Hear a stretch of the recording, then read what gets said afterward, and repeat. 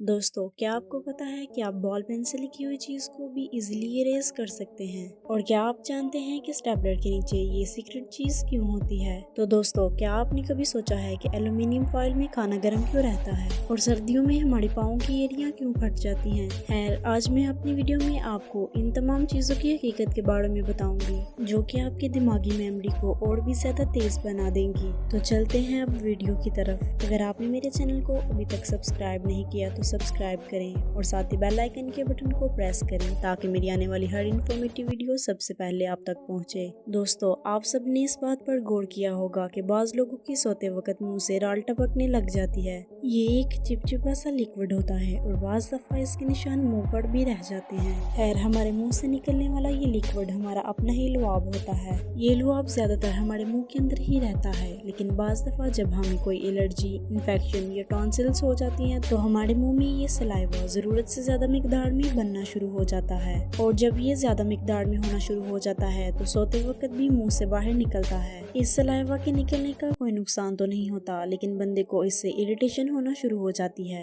लेकिन अगर इंसान जरूरत से ज्यादा थका हो और वो सुकून की नींद सो रहा हो तो सोते वक्त इंसान के मुंह से राल बहना शुरू हो जाती है। इसकी वजह ये होती है कि इंसान इतनी गहरी नींद में चला जाता है कि उसके मुंह के मसल्स भी रेस्ट करते हैं और लुआब को भी रोक नहीं सकती, जिसकी वजह से वो मुंह से बाहर बहना शुरू हो जाता है। दोस्तों, हम में से बहुत ज्यादा लोग खाने को रैप करने के लिए एल्यूमिनियम फॉइल का इस्तेमाल करते हैं। खास तौर पर जब बच्चों को लंच रैप कर देने की बात आए तो इन्हें भी ये लंच एल्यूमिनियम में ही रैप कर दिया जाता है। आप सबने नोट किया होगा कि एल्यूमिनियम फॉइल में रखा हुआ फूड दूसरे फूड की निस्बत ज्यादा देर तक गर्म रहता है। लेकिन क्या आपने कभी सोचा है कि ऐसा क्यों होता है? आखिर इस पतले से पेपर में ऐसी क्या चीज है जो खाने को ठंडा नहीं होने देती? असल में जब हम कोई भी खाना किसी बर्तन में डालते हैं तो वो खाने की हीट को ऑब्जर्व करना शुरू कर देता है और बर्तन खुद गर्म हो जाता है। इससे हमारा खाना जल्द ही ठंडा हो जाता है। लेकिन इस फाइल को एल्यूमिनियम से बनाया गया है और ना ही ये खाने की गर्माइश को जज़ब कर सकता है, इसीलिए इसके अंदर रखा हुआ फूड ज्यादा देर गर्म ही रहता है। लेकिन हेल्थ एक्सपर्ट्स के मुताबिक ये एल्यूमिनियम सेहत के लिए नुकसानदा है, इसीलिए इन फॉइल्स का इस्तेमाल लंबे अरसे के लिए नहीं करना चाहिए।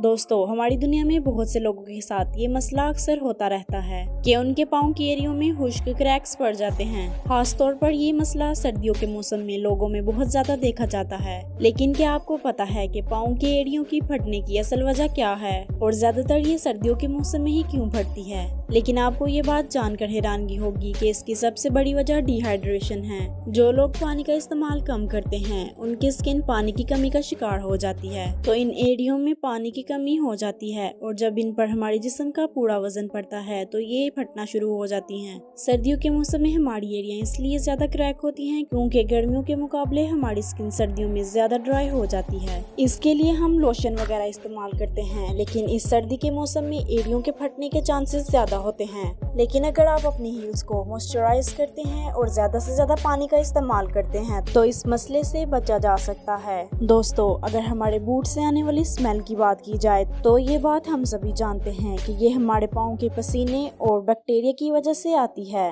लेकिन क्या आपको पता है कि आप छोटी सी ट्रिक इस्तेमाल करके इस गंदी और बदबूदार स्मेल से बच सकते हैं? इस बदबू का एक बहुत ही छोटा सा सोल्यूशन है कि आप एक टी बैग लेकर इन्हें अपने जूतों में रख दें। असल में ये टी बैग हमारी गंदी बदबू और पसीने दोनों को जज़ब कर लेता है और ये गंदी बू बिल्कुल ही खत्म हो जाती है। लेकिन इससे भी दिलचस्प बात ये है कि अगर टी बैग से भी ये स्मेल खत्म ना हो रही हो तो इनके अंदर सिलिकॉन जेल रखने से ये स्मेल बिल्कुल खत्म हो जाएगी। दोस्तों, आप सबने अपनी जिंदगी में कभी न कभी स्टेपलर का इस्तेमाल तो जरूर किया होगा, लेकिन ज्यादातर लोगों को यही लगता है कि इस स्टेपलर्स के दो ही पार्ट होते हैं। एक वो हिस्सा जहाँ पर स्टेपलर्स की पिन रखी जाती है और दूसरा वो जहाँ से पिन स्टेपल होकर बाहर आती है। लेकिन क्या आपको पता है कि इन दोनों कंपोनेंट के अलावा स्टेपल के अंदर एक सीक्रेट पार्ट भी होता है? हम में से बहुत से लोग इस बात पर ध्यान नहीं देते, लेकिन अगर आप स्टेपलर को उल्टा करके इसकी लिड को उतारेंगे तो आपको पता चलेगा कि स्टेपलर के अंदर बकायदा खाली जगह मौजूद होती है। असल में ये खाली जगह स्टेपल्स की पिन्स रखने के लिए बनाई जाती है ताकि अगर काम के दौरान ये पिन्स खत्म हो जाए तो इन्हें ढूंढना ना पड़े और इस जगह से पिन्स निकाल कर इन्हें फौरी तौर पर इस्तेमाल किया जा सके। दोस्तों, इस बात में कोई शक नहीं है कि आंखें हमारे जिस्म का बहुत ही अहम और जरूरी हिस्सा होती हैं, लेकिन अगर आंखें ना होंगी तो इंसान की जिंदगी बेरंग और बेकार हो जाती है।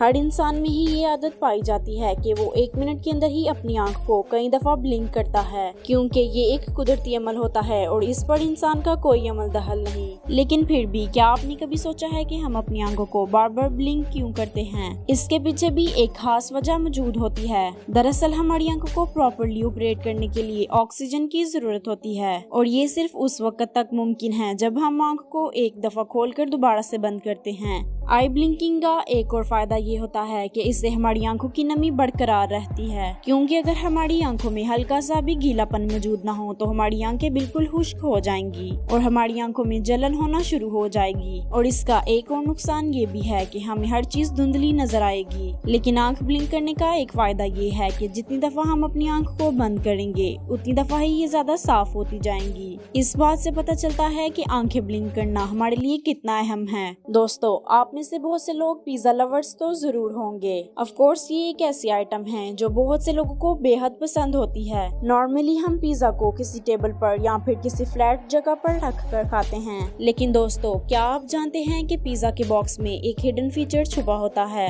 आपने देखा होगा कि जब भी हम पिज्जा ऑर्डर करते हैं तो वो हमें एक खास किस्म के बॉक्स में पिज्जा डिलीवर करते हैं। आप सबने इस बात पर नोट किया होगा कि इस बॉक्स की शेप काफी ज्यादा अनयूजुअल होती है। देखने में तो ये बॉक्स बिल्कुल पिज्जा की पैकिंग लगता है और हर कोई इस बॉक्स में से पिज्जा निकालकर इस बॉक्स को फेंक देता है। लेकिन आप इस बॉक्स को एक पिज्जा रखने के लिए स्टैंड के तौर पर इस्तेमाल कर सकते हैं। अगर आप इस बॉक्स को एक खास तरीके से अरेंज करते हैं तो ये पिज्जा स्टैंड बन जाएगा। इस तरह इस बॉक्स के अंदर पिज्जे को रखकर इजीली खाया जा सकता है। पिज्जे के बॉक्स को इस तरह अरेंज किया जा सकता है कि ये इजीली खुलकर एक टेबल की सूरत में अरेंज किया जा सके। दोस्तों, अगर आप तालिब इल्म हैं तो आपने इस बात पर नोट किया होगा कि कुछ बॉल पेन्स की एज पर रबर टाइप का मटेरियल लगा होता है। हम में से मोस्टली लोग इस रबर पर ध्यान नहीं देते। लेकिन दोस्तों, सोचने की बात ये है कि आखिर इस पेन में प्लास्टिक की जगह रबर ही क्यों लगाया जाता है? लेकिन दोस्तों, असल में ये रबर इस बॉल पेन का इरेजर होता है। अगर पेन से राइटिंग के दौरान आपसे कोई मिस्टेक हो जाए तो आप इस रबर से इस मिस्टेक को इजीली इरेज कर सकते हैं और इसके बाद आप दोबारा से भी लिख सकते हैं। नॉर्मल पेन्स के अंदर ये फीचर नहीं होता, लेकिन इस बॉल पेन को एक खास मटेरियल से बनाया जाता है जो कि बहुत ही ज्यादा मूवेबल होती है। इस बॉल पेन के एज पर लगी हुई रबर से आप किसी भी चीज को आसानी से रब कर सकते हैं। इस पेन की दोनों चीजें सेम लेड पेंसिल की तरह काम करती हैं। तो दोस्तों, आज के लिए सिर्फ इतना ही। अगर आपने अभी तक मेरे चैनल को सब्सक्राइब नहीं किया तो सब्सक्राइब करें और साथ ही बेल आइकन के बटन को प्रेस करें ताकि मेरी आने वाली हर इन्फॉर्मेटिव वीडियो सबसे पहले आप तक पहुंचे। तब तक के लिए अल्लाह हाफिज।